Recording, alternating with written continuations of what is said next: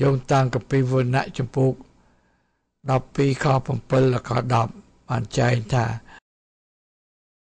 នោះមានចម្បាំងនៅលើមេឃគឺមីកែលនិងពួកទេវតារបស់លោកច្បាំងនឹងនាគហើយនាគនិងទេវតាវាក៏ច្បាំងនឹងលោកដែរតែមិនបានឈ្នះទេក៏មិនឃើញមានកន្លែងណាឲ្យវានៅលើមេឃទៀតផង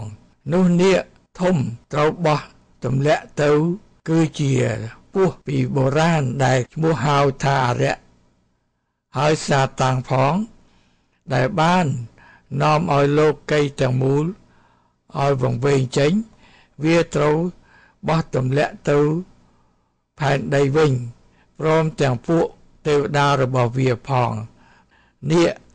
ក្បាល7ពណ៌ក្រហមពួកបរិសុទ្ធឈ្នះអរិយសាតាំងដោយសារឈាមនៃកូនឈាមប្រគ្រិស្តហើយដោយសារសេចក្តីបន្ទាល់របស់គេក៏មិនស្ដាយជីវិតខ្លួនដល់រាបដល់ស្លាប់ដោយហេតុនោះអោពួកឋានសួគ៌និងពួកអ្នកដែលនៅឋាននោះអើយចូលអសប្បាយឡើងតែវេទនាដល់ផែនដីនិងសមុទ្រវិញពីព្រោះអរិយសាតាំងបានចុះមកឲ្យអ្នករាល់គ្នាទាំងមានសេចក្តីខូខើជាខ្លាំងដោយវាដឹងថាពេលវាខ្លីណាស់ហើយអរគុណព្រះអង្គយើងមើលទៅទស្សនភាពរូបនេះយើងឃើញថាជាការមួយជាក់ស្ដែងមួយទៀតដែលអរិយសាតាំងដែលខ្លែងខ្លួនជានាគមានក្បាល7ហើយមានមកុដ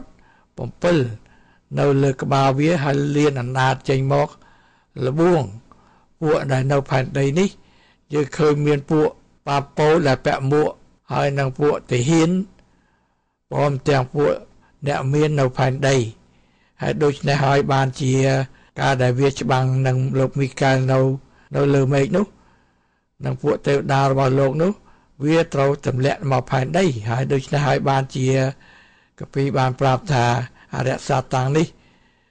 យើងឈ្នះវាដោយសារតែពឹងលើកឈាមនៃកូនឈាមគឺឈាមនៃព្រះគ្រីស្ទហើយដោយសារការធ្វើបន្ទាល់របស់ពួកអ្នកជឿដល់ព្រះគ្រីស្ទក៏មិនស្ដាយជីវិតដល់រាបដល់ស្លាប់ដោយហេតុនោះហើយបានជាយើង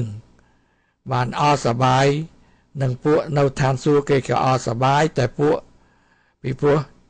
ថ្ងៃក្រោយព្រះគ្រីស្ទនឹងប្រទានឲ្យយើងទៅនៅឋានសួគ៌តែវេទនាដល់ពួកអ្នកដែលមិនជឿនៅផែនដីនេះវិញដូច្នេះសូមឲ្យបងប្អូនឆាប់ជឿព្រះគ្រីស្ទពីឥឡូវទៅដើម្បីឲ្យរួចពីអំណាចវិញ្ញាណអាក្រក់ដែលលំបួងមកលោកីទាំងមូលអាមែន